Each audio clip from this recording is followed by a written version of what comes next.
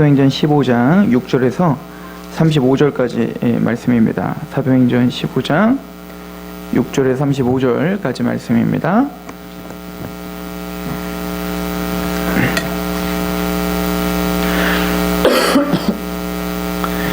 사도행전 15장 6절에서 35절까지 말씀, 제가 봉독해 드릴 때 하나님의 음성으로 들으시길 소망합니다. 사도와 장로들이 이 일을 의논하러 모여 많은 변론이 있은 후에 베드로가 일어나 말하되, 형제들아, 너희도 알거니와 하나님이 이방인들로 내 입에서 복음의 말씀을 들어 믿게 하시려고 오래전부터 너희 가운데서 나를 택하시고 또 마음을 아시는 하나님이 우리에게와 같이 그들에게도 성령을 주어 증언하시고 믿음으로 그들의 마음을 깨끗이 하사 그들이나 우리나 차별하지 아니하셨느니라. 그런데 지금 너희가 어찌하여 하나님을 시험하여 우리 조상과 우리도 능히 매지 못하던 멍에를 제자들의 목에 두려느냐? 그러나 우리는 그들이 우리와 동일하게 주 예수의 은혜로 구원받는 줄을 믿노라 하니라.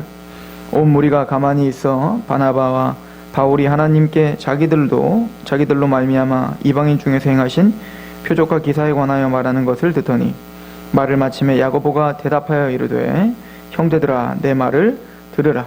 하나님이 처음으로 이방인 중에서 자기 이름을 위할 백성을 취하시려고 그들을 돌보신 것을 시므온이 말하였으니 선지자들의 말씀이 이와 일치하도다. 기록된 바 이후에 내가 돌아와서 다윗의 무너진 장막을 다시 지으며 또 그 허물어진 것을 다시 지어 일으키시리니 이는 그 남은 사람들과 내 이름으로 일컬음을 받는 모든 이방인들도 주를 찾게 하려 함이라 하셨으니, 즉 예로부터 이것을 알게 하시는 주의 말씀이라 함과 같으니라. 그러므로 내 의견에는 이방인 중에서 하나님께로 돌아오는 자들을 괴롭게 하지 말고 다만 우상의 더러운 것과 음행과 목매어 죽인 것과 피를 멀리하라고 편지하는 것이 옳으니, 이는 예로부터 각 성에서 모세를 전하는 자가 있어 안식일마다 회당에서 그 글을 읽음이라 하더라.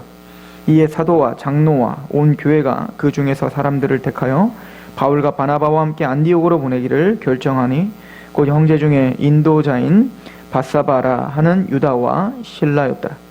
그 편에 편지를 붙여 이르되, 사도와 장로된 형제들은 안디옥과 수리아와 길리기아에 있는 이방인의 형제들에게 문안하노라. 그런즉 우리 가운데 어떤 사람들이 우리의 지시도 없이 나가서 말로 너희를 괴롭게 하고 마음을 혼란하게 한다 하기로, 사람을 택하여 우리 주 예수 그리스도의 이름을 위하여 생명을 아끼지 아니하는 자인 우리가 사랑하는 바나바와 바울과 함께 너희에게 보내기를 만장일치로 결정하였노라. 그리하여 유다와 실라를 보내니 그들도 이 일을 말로 전하니라. 성령과 우리는 이 요긴한 것들 외에는 아무 짐도 너희에게 지우지 아니하는 것이 옳은 줄을 알았노니, 우상의 제물과 피와 목매어 죽인 것과 음행을 멀리 할지니라. 이에 스스로 상가면 잘되리라. 평안함을 원하노라 하였더라. 그들이 작별하고 안디옥에 내려가 무리를 모은 후에 편지를 전하니 읽고 그 위로한 말을 기뻐하더라. 유다와 실라도 선지자라 여러 말로 형제를 권면하여 굳게 하고 얼마 있다가 평안히 가라는 전송을 형제들에게 받고 자기를 보내던 사람들에게로 돌아가되, 바울과 바나바는 안디옥에서 유하며 수다한 다른 사람들과 함께 주의 말씀을 가르치며 전파하니라. 아멘. 오늘은 예루살렘 공의의 그 회의의 모습과 또 그 결론, 그래서 최초로 공의회가 열린 모습을 보여주고 있죠.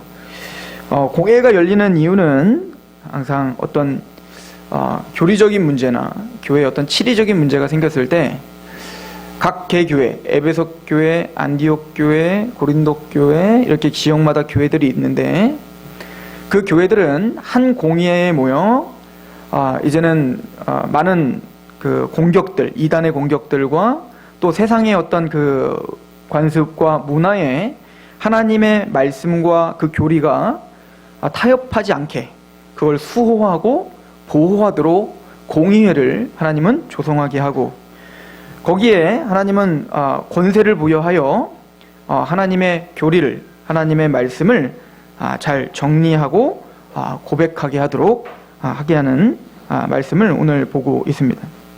우리가 지난주에 상고했듯이 지금 초대교회 안에 문제가 됐던 것은 바로 구원론에 대한 문제였습니다.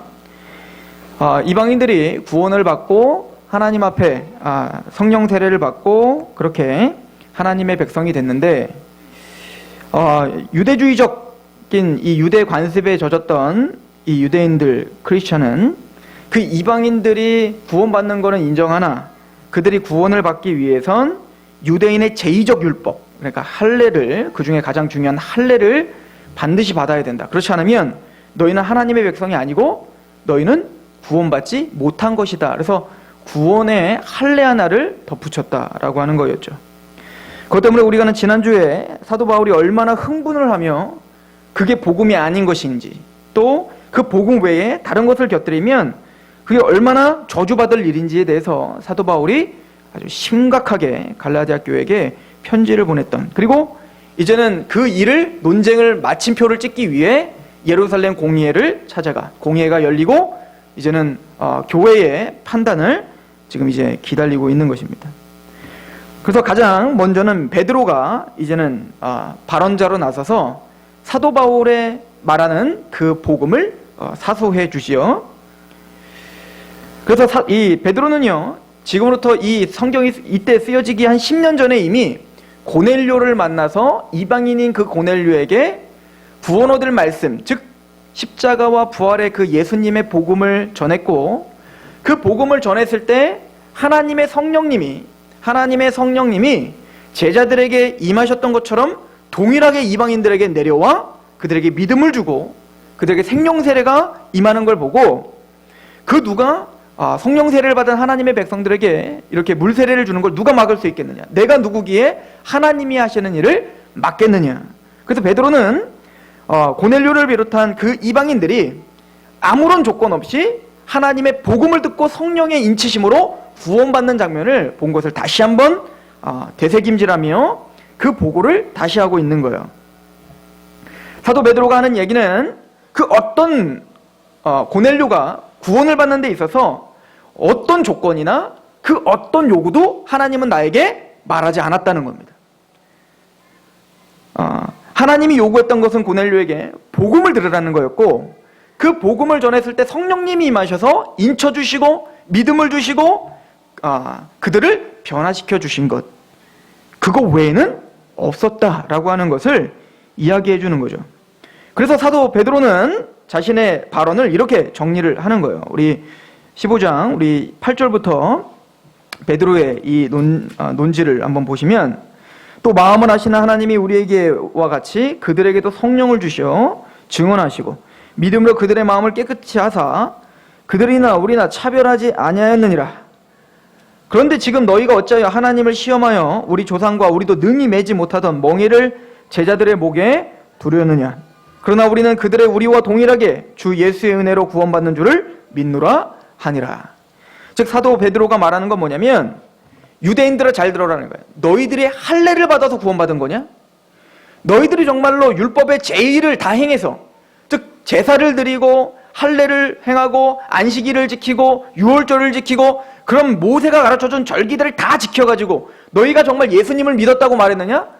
이미 그것은 예수님의 십자가로 이미 다 폐해지고, 이제는 그 그림자이신 그 절기적인 율법은 이미 폐해지고, 이제는 그 할례의 진짜 의미인 성령 세례가 임함으로 마음의 할례를 받은 것 아니냐.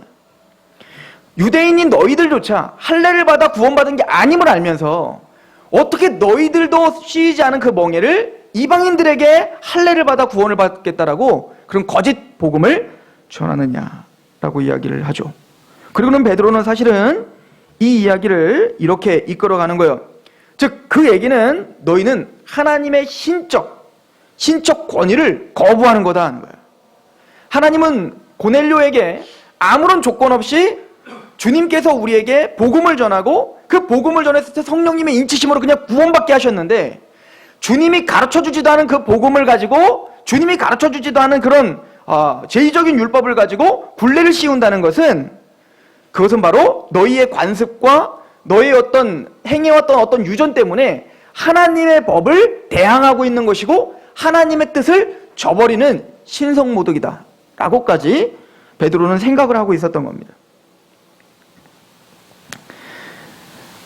그래서 15장 10절에 이렇게 말하죠. 그런데 지금 너희가 어찌하여 하나님을 시험하여, 너희가 왜 하나님을 시험하고 있느냐, 하나님을 왜 대항하고 있느냐라고 이야기를 하고 있는 거죠.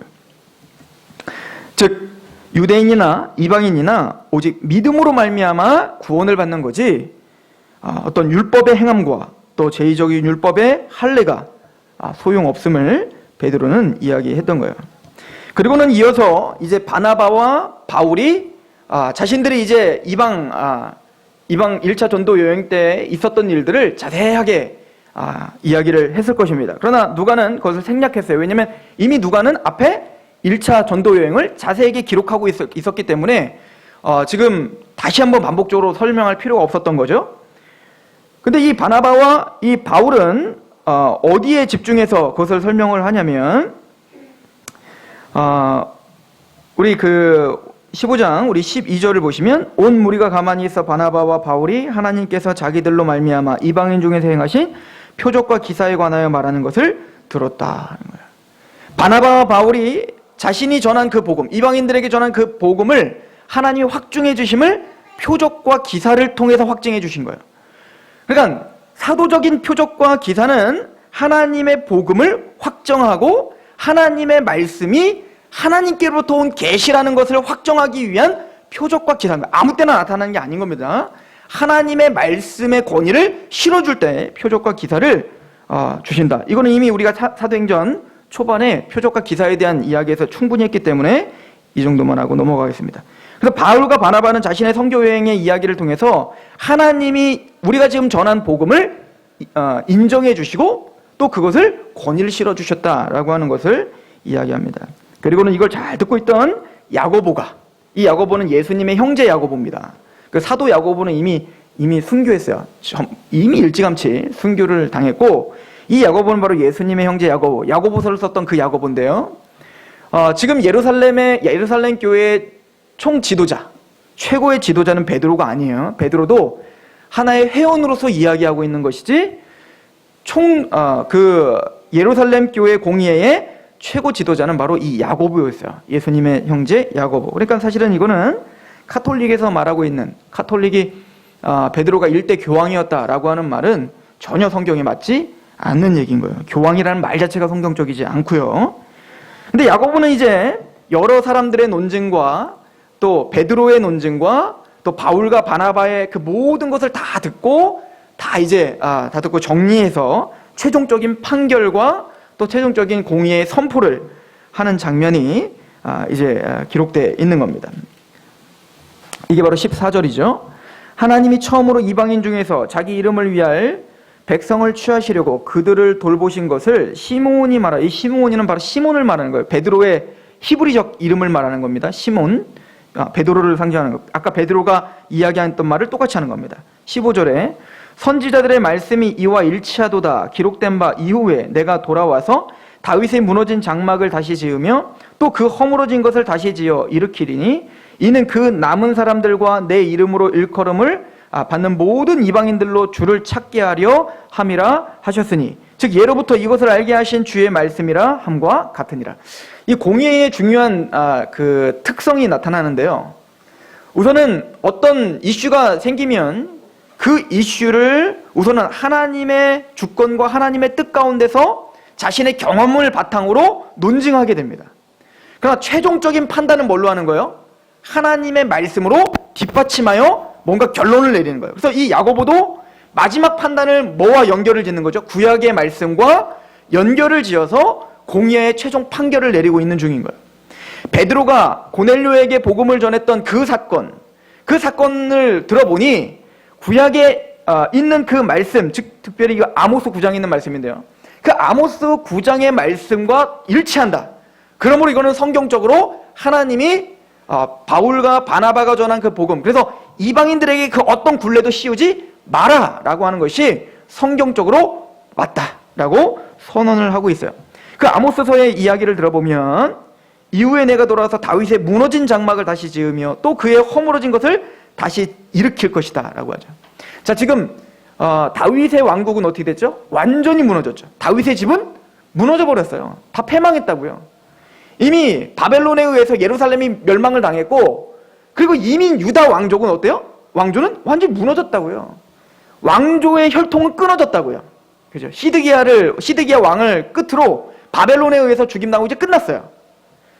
나중에 지금 있는 헤로드 왕은 누굽니까? 헤로드 왕은 유대인이 아닌 거예요. 예수님 시대 헤로드 왕은 유대인이 아니에요. 에돔 사람이에요. 그냥 로마가 세운 분봉왕일 뿐이란 말입니다. 그러니까 이미 유다의 왕조는 끝나고 이미 터가 무너진 거예요. 그런데 아모스에 뭐라고 이야기하냐면 이건 하나님의 뜻인 거예요. 육적인 유대, 그 다윗의 장막은 무너질 거예요. 그런데 하나님의 때가 오면, 새 언약의 시대가 때가 오면 하나님의 그 구원에, 그 하나님의 왕국을 회복할 시기가 오는데, 그때는 다윗의 장막을 다시 회복할 거라는 거예요. 즉 다윗의 왕조를 다시 회복할 거라는 거예요. 누가 그렇게 했다는 거죠? 바로 예수 그리스도께서 다윗의 왕위를 잇고 다윗의 자손으로 오셔서 이 땅에 뭡니까? 진짜로 하나님이 세우고자 했던 다윗의 장막, 하나님이 세우고자 했던 다윗의 왕국을 진짜 세우셨다는 거예요. 자, 그래서 누가복음 1장 31절부터 33절은 누가가 이렇게 기록해요. 보세요. 지금 이 사도행전은 누가의 기록이죠. 그래서 이미 앞에 누가복음에서 지금 이 이야기를 다 토대를 마련한 이야기를 다 했다고요. 누가복음 1장 31절, 보라, 내가 잉태하여 아들을 낳으리니 그 이름을 예수라 하라. 그가 큰 자가 되고 지극히 높으신 이의 아들이라 일컬어질 것이요, 주 하나님께서 그 조상 다윗의 왕위를 그에게 주시리니 영원히 야곱의 집을 왕으로 다스리실 것이라. 그 나라가 무궁하니라. 예수님을 뭐라고 표현하고 있죠? 다윗의 왕위를 잇는 왕족. 이 예수님은 뭡니까? 그 다윗의 장막을 다시 회복시키신 그 아모스의 예언의 성취다. 근데 그 아모스서에 뭐라고 써있냐면, 근데 그때가 되면, 다윗의 장막이 다시 세워질 때가 되면, 다시 사도행전 15장으로 다시 한번 가보시면요, 자 16절, 이후에 내가 돌아와서 다윗의 무너진 장막을 다시 지으며 또 그 허물어진 것을 다시 일으키리니 이는 그 남은 사람들과 내 이름을 일컬음을 받는 모든 이방인들로 주를 찾게 하려 함이라. 남은 사람들 누구죠? 이 사도들처럼 유대인이지만 복음을 믿고 구원을 받은 남은 사람들이 있단 말입니다. 그 사람들과 누가? 이방인, 만방의 이방인들이 함께 모여 어떻게 할 거라는 거예요? 주님을 찾게 될 날이다. 그러므로 지금 바나바와 바울이 1차 전도여행을 통해서 하나님의 수많은 이방인들의 하나님 백성들이 지금 뭐요? 남은 자인 지금 사도들과 예루살렘 교회와 지금 그 이방인의 수많은 하나님의 백성들이 지금 모여들어 하나님께 예배하고 예수를 찾고 있는 이 이야기가 바로 이 아모스서의 정확한 성취요. 그러므로 그 이방인들에 대해서 더 이상 괴롭히지 말라. 이렇게 결론을 내리는 거예요. 그래서 19절을 보시면 사도행전 15장 19절 야고보가 이렇게 선언합니다. 그러므로 내 의견에는 이방인 중에서 하나님께로 돌아오는 자들을 괴롭게 하지 말라는 것입니다. 그런데 이쯤 돼서 우리가 또 중요한 원리를 하나를 배우게 됩니다. 그게 뭐냐면, 그래서 이방인들은 사실은 자유로워요. 그죠? 그 어떤 것도 구원받는 데 있어서 이제 걸림이 되지 않아요.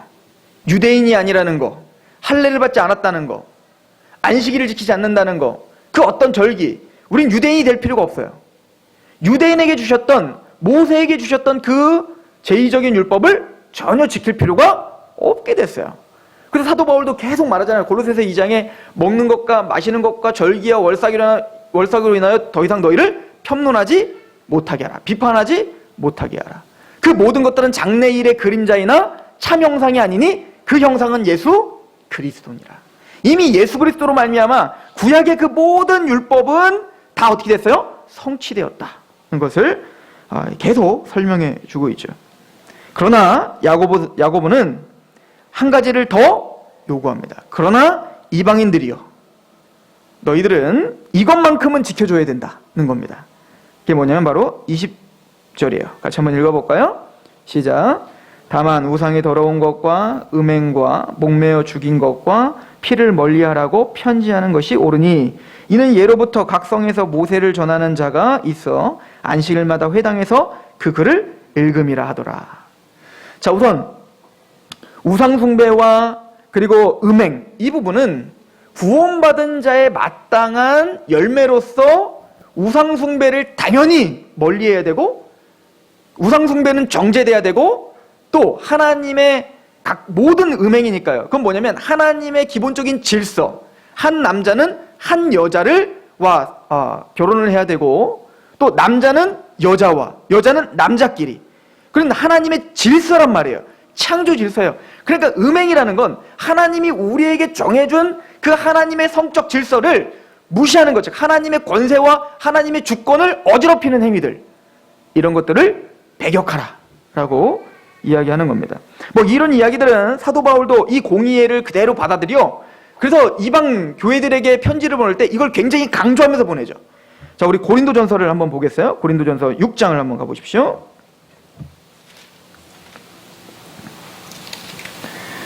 고린도전서 6장 9절입니다. 고린도전서 6장 9절에서 15절. 불의한 자가 하나님의 나라를 유업으로 받지 못할 줄 알지 못하느냐?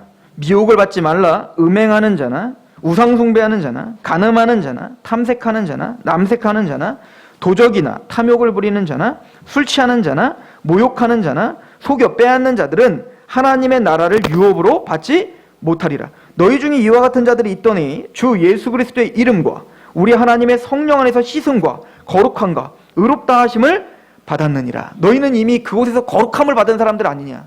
그러므로 구원받은 하나님의 백성들아, 당연히 우상 숭배하는 것에서 떠나고 음행하는 것에서 떠나고 간음과 탐색과 남색과 탐욕을 부리는 것과 술 취함과 그런 방탕에서 떠나는 것이 마땅하다. 이거는 마땅히 구원받은 자가 지켜줘야 될 하나님의 율례다라고 하는 것을 그래서 강조하는 거죠. 게다가 특별히 우리 그 우상 숭배에 대해서는 아주 굉장히 강력한 어조로 이야기하는데요. 우리 10장을 한번 가보세요. 고린도전서 10장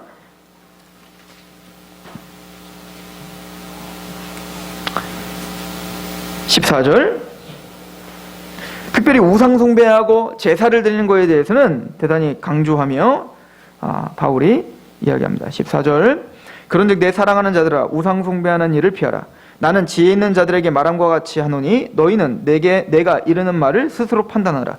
우리가 축복하는 바 축복의 자는 그리스도의 피에 참여함이 아니며 우리가 떼는 떡은 그리스도의 몸에 참여함이 아니냐. 떡이 하나요 많은 우리가 한 몸이니 이는 우리가 다 한 떡에 참여함이라. 육신을 따라 난 이스라엘을 보라. 제물을 먹는 자들이 제단에 참여하는 자들이 아니냐. 그런즉 내가 무엇을 말하냐. 우상의 제물은 무엇이며 우상은 무엇이냐.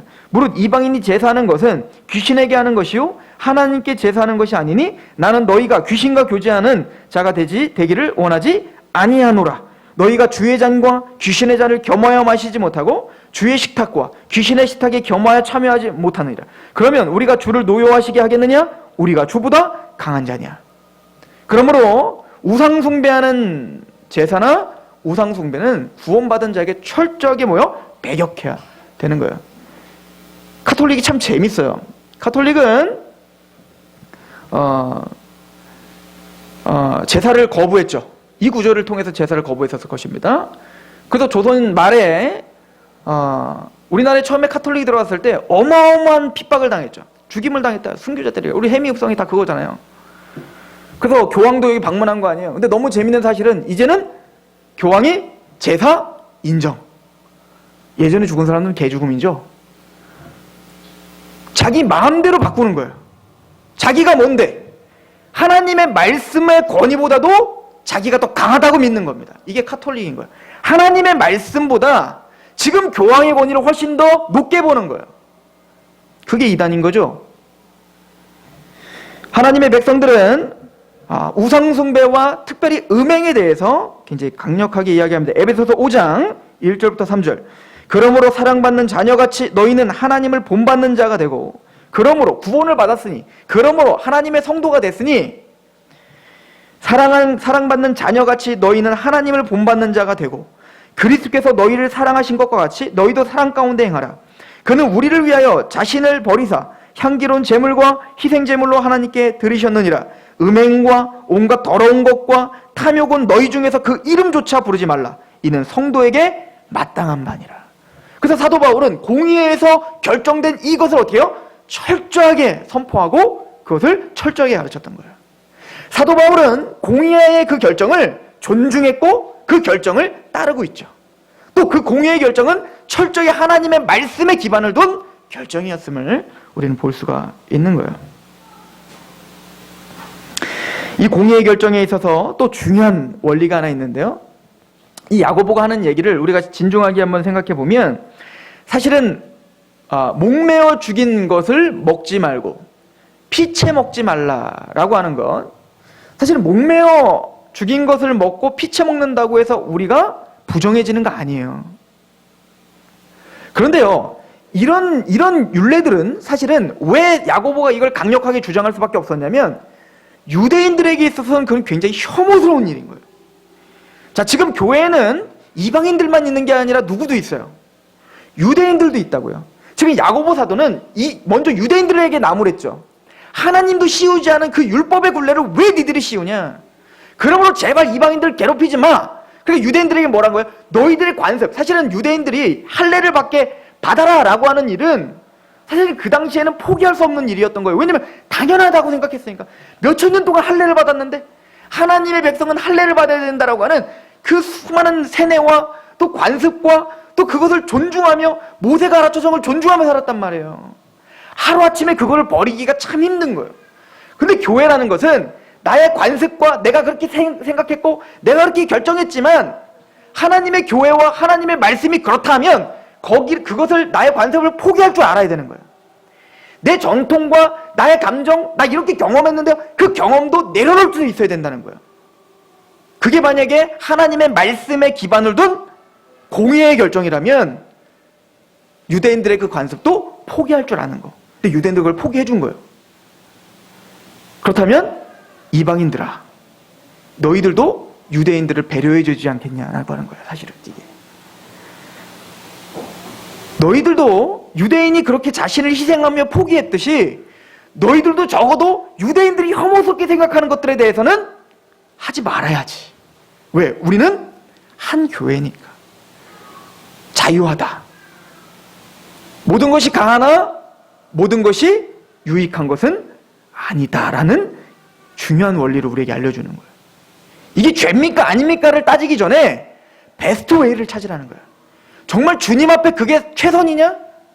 정말 이 사람 앞에 이 사람이 정말 나의 이 행동 때문에 실족한다면 그거를 좀 포기할 수 없겠느냐? 지금 사실은 이 공의회는 유대인과 이방인 모두에게 양보하라고 이야기하고 있는 거죠. 자, 이 이야기를 사도 바울도 그래서 이방인들에게 철저히 가르칩니다. 자, 고린도전서 10장을 다시 한번 보시면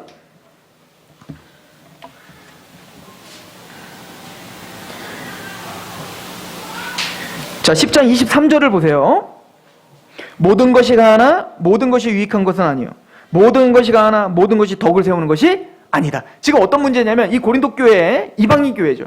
거기에는 팽배하게 우상 제물이 계속 넘쳐났던 곳입니다.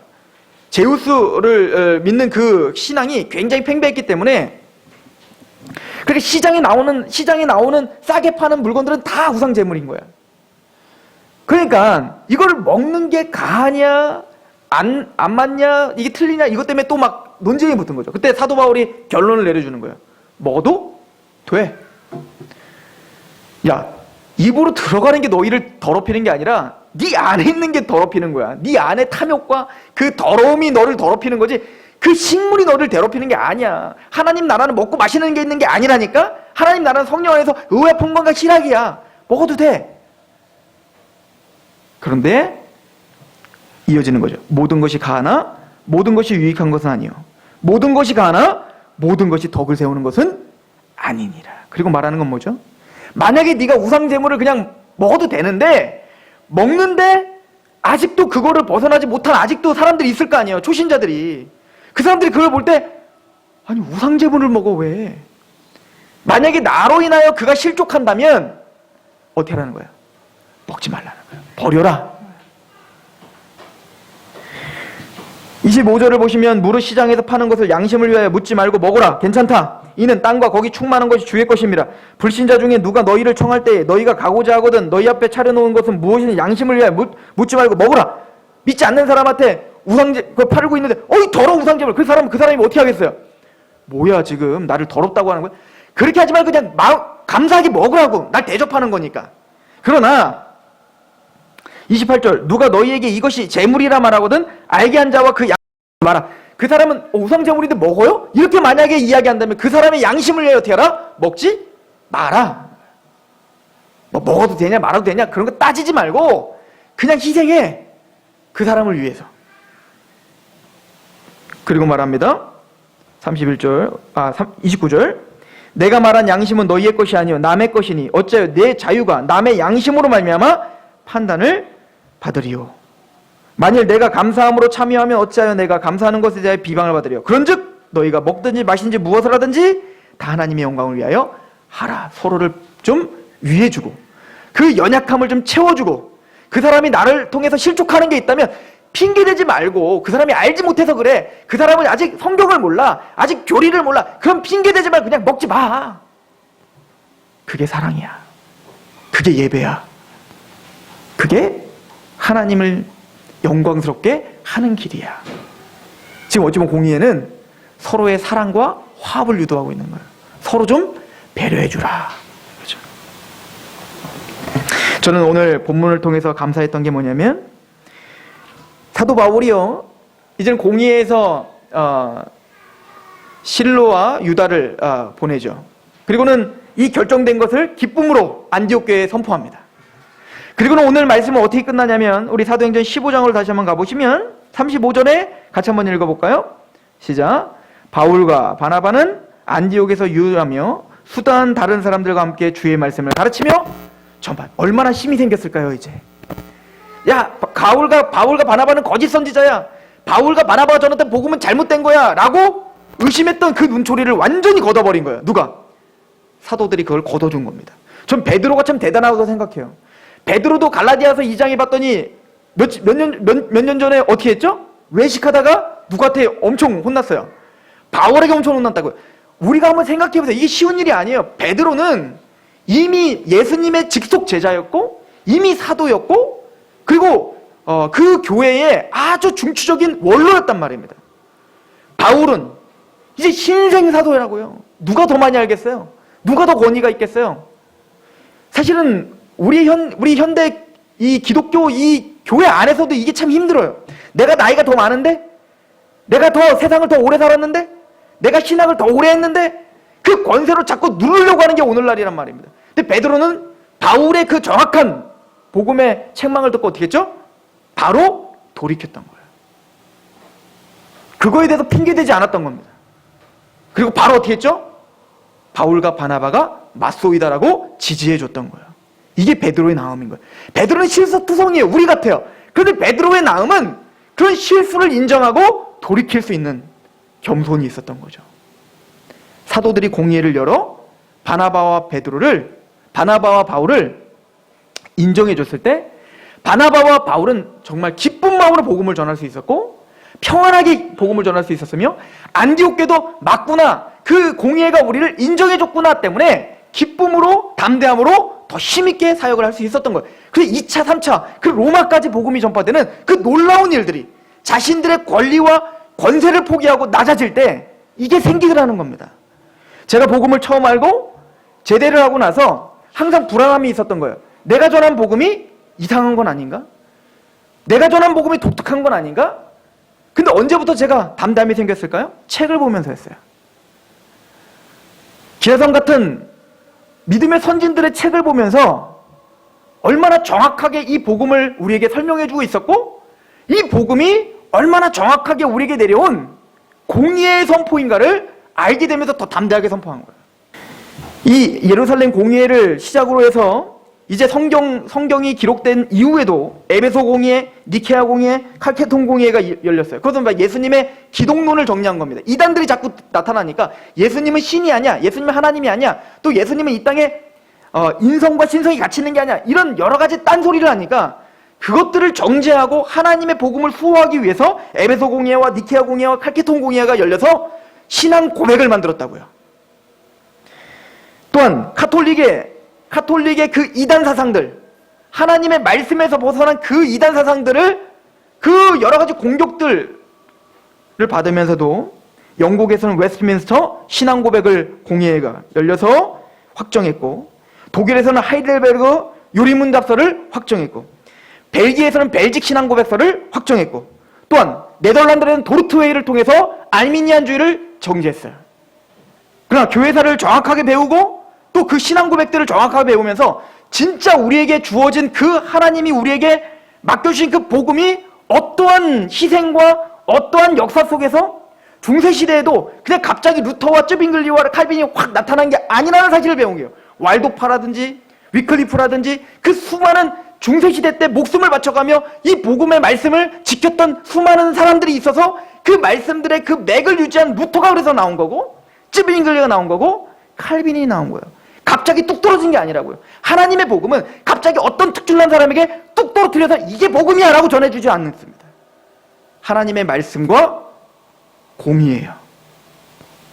초대교회부터 속사도, 교부, 그리고 그 중세시대 때에도 그 암흑의 시기에도 그 수많은 개혁자들과 루터와 쭈빙글리와 칼빈과 또 수많은 청교도들과 개혁주의자들이, 그래서 그 수많은 사람들이 정해놓은 공의를 통해서 확증된 그 복음, 그것이 여러분들을 담대하게 할 것입니다. 우리는 다른 복음을 전하는 게 아니야. 성경에 나오는 그 복음을 전하고 그 복음을 확정한 공의의 그 결정을 따르는 사람들인 거죠. 이 확증이 저를 담대하게 하더군요. 이 확증이 누구에건 힘있게 선포할 수 있는 힘을 주고 기쁨을 주더라고요. 이상록교회가 그 하나님의 말씀과 그 공의의 신앙 고백을 존중하며 그렇게 힘있고 기쁘게 하나님의 일을 하는 교회이길 축원합니다. 기도하겠습니다. 하나님 아버지, 너무나 감사합니다. 하나님의 은혜 가운데 우리가 부름을 받고 우리가 듣고 있는 이 복음이 얼마나 값진 복음이며 그 어떤 희생과 핏값으로 확정된 복음인지 배웁니다. 베드로가 자신의 경험과 자신의 실수를 인정하며 돌이켜 하나님의 복음 앞에 겸손히 섰듯, 그렇게 우리가 하나님의 말씀과 그 공의의 그 신앙 고백을 받들어 힘있게 하나님의 말씀을 기쁘게 선포하는 담대한 교회와 성도들이 되게 하옵소서. 예수 그리스도의 이름으로 감사하며 기도합니다.